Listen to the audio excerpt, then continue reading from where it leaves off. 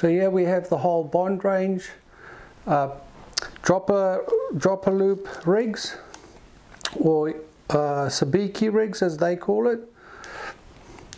Starts with a 2-bar row, 3-bar row, 4-bar row, 5-bar row and 6-bar row. So that's the whole range.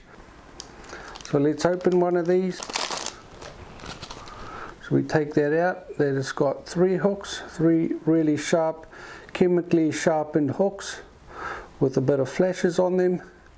3 different colors: pink, a red and white, and a green and white.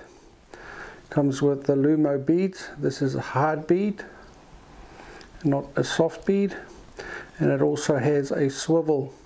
So first you have a swivel. Your main line will be attaching to this end of the swivel, and it has a loop with a cat's paw method of connecting the line to your swivel. It runs down for about 300 from there to your first hook. So these hooks have a bead attached to them, a Lumo bead. You have a bit of flash. This one is red and white, chemically sharpened hook, really sharp hook, nickel coated. So the difference with these rigs are they actually have a dropper loop knot.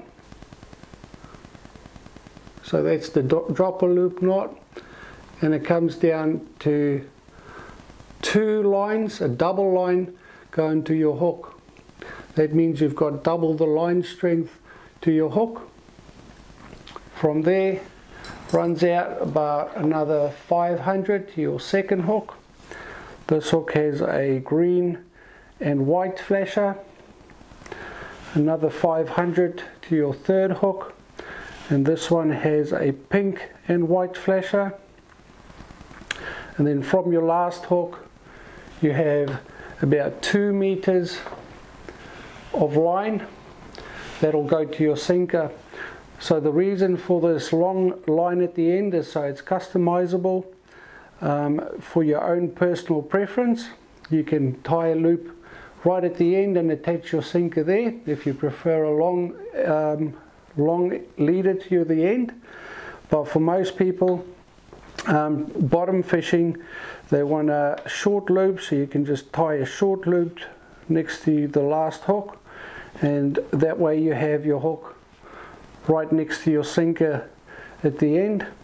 If you're surf casting, sometimes people prefer this to be a bit longer, say half of that length, before you actually get to your first hook section.